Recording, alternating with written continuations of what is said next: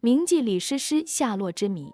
提到铭记李师师，大家第一个想到的自然是倾国倾城4个字。李师师是北宋末年一青楼歌姬，多见于野史笔记小说之中。据传言，李师师曾深受宋徽宗喜爱，得到过宋朝著名词人周邦彦的垂青。但自古红颜多祸水，李师师终还是在徽宗禅位之后，贬为庶人，远离了自己的幸福生活。那么离开皇宫之后，李师师的生活究竟如何呢？这至今都是一大谜题。对于李师师逐出皇宫之后，至今说法纷纭，甚至就连史学家们都对此难辨真假，只能根据当时的状况来做出自己的一点认知罢了。这其中说法之一是一代名妓，终以为道士做结局。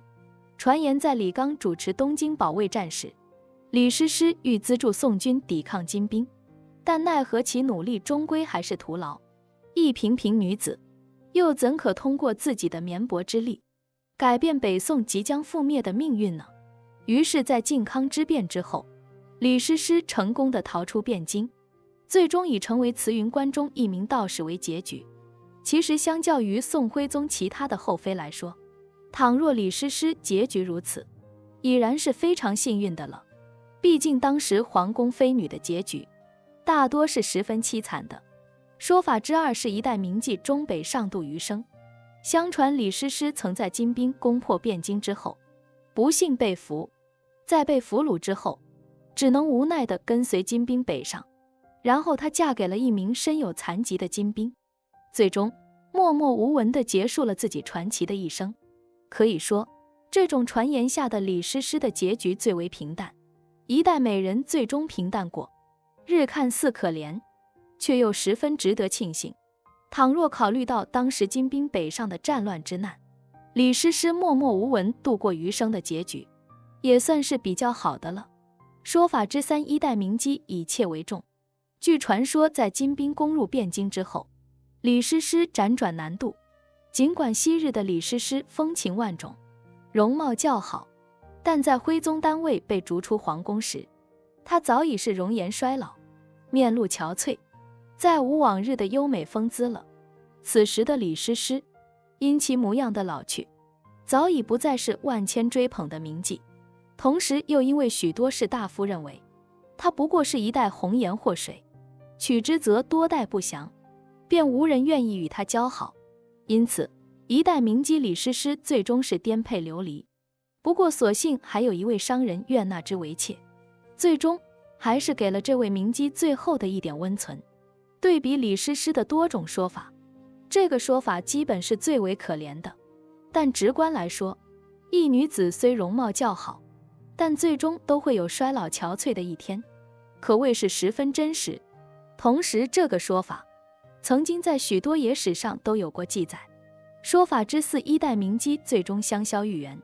曾有传言说，在金兵攻入汴京之后，金主十分垂涎李师师的美色，美女佳人，君王好之，于是在战后一直派降臣张邦昌四处寻找。为了讨金主欢心，张邦昌不惜任何代价，最终将李师师找到并献于金主。但奈何李师师心中不愿意伺候金主，挣扎了多次之后自杀了却了一生。一代名妓最终香消玉殒于北宋覆灭后的汴京之中。历史悠悠，或许关于李师师结局的说法至今都是一大谜题，但对于当今的我们来说，每一种说法都在给我们大家讲述着一个道理。为道士的李师师是十分幸运的，他逃过了当时后宫内的许多勾心斗角，终于留有一条命安稳地活在世上。虽然嫁给金兵看起来有些委屈，但在战乱之际能够寻得一处安稳，也算是可喜可贺。曾经众人垂涎的美女，最终变成了万众避而远之的对象。可以说红颜祸水实属可怜，但在面对金主垂涎，不愿意屈服下自刎的李师师，也可谓是充满豪迈的真性情。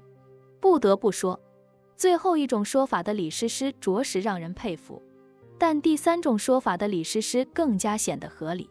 可能大家在自己的心中对李师师都有不一样的认识。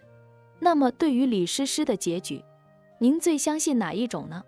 欢迎各位留言评论，欢迎关注我的频道，这样就不会错过更多精彩内容。